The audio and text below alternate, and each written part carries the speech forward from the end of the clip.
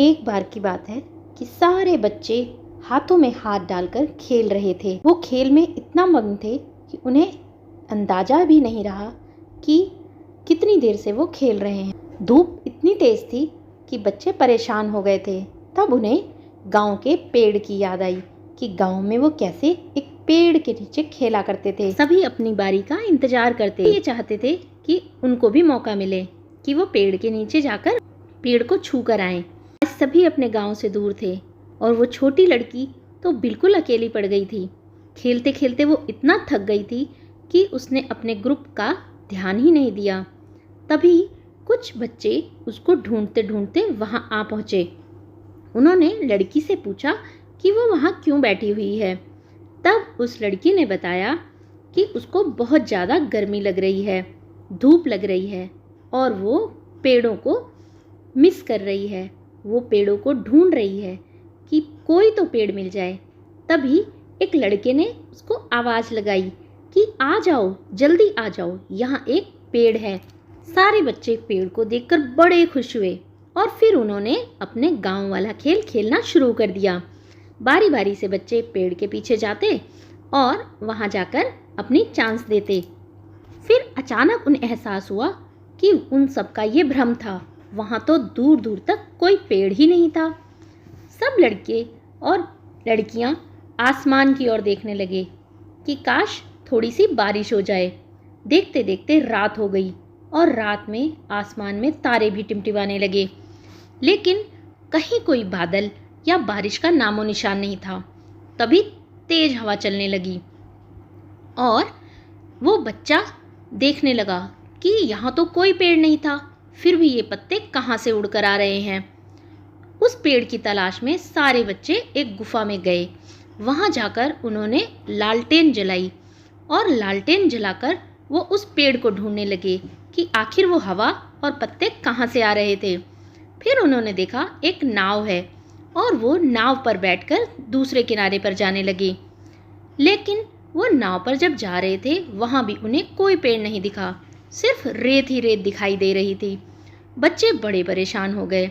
रेत पर उनके पैरों के निशान भी छपने लगे, लेकिन फिर भी सारे बच्चे चलते ही जा रहे थे क्योंकि उन्हें कहीं तो छांव चाहिए थी।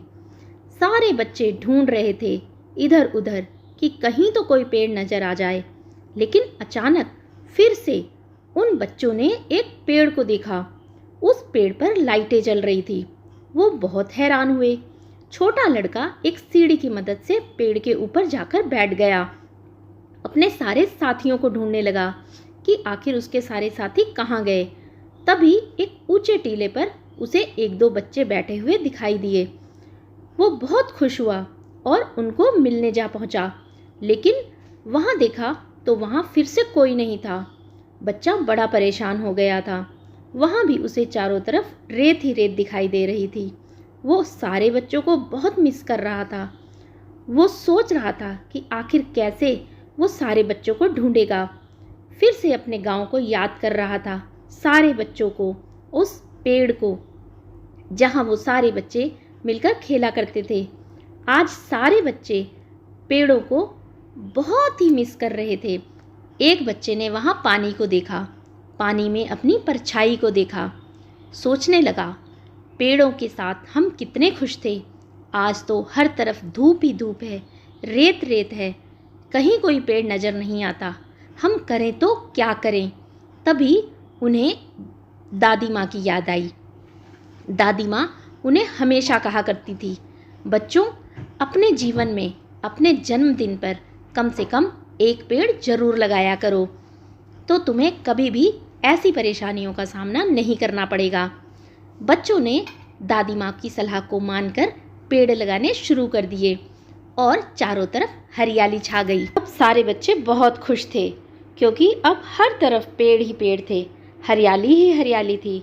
अब सारे बच्चे फिर से मिल करके खेल सकते थे पेड़ों की छाँव में। दादी माँ ने उन्हें समझाया था कि अगर पेड़ हैं तो हम हैं, अगर पेड़ नहीं तो हम भी नहीं। दादी माँ ने उन्हें समझाया था कि अपने जन्मदिन पर एक पौधा वो जरूर लगाए और उसकी पूरी जिंदगी रखवाली भी स्वयं ही करें। दादी माँ ने बच्चों को समझाया था, पेड़ हमें छाया देते हैं, हमें फल देते हैं, हमें अनाज देते हैं, हमें दालें देते हैं और हमें जीवन के लिए सबसे अधिक आवश्यक ऑक्सीजन भी पेड़ ही देते हैं। तो दादी माँ के कहे अनुसार बच्चों ने प्रण किया कि वो हमेशा अपने जन्मदिन पर एक पेड़ लगाया करेंगे और उसकी देखभाल भी स्वयं करा करेंगे। आओ हम सब भी मिलकर प्रण करें कि हम भी अपने जन्मदिन पर कम से कम एक पेड़ अवश्य लगाएंगे।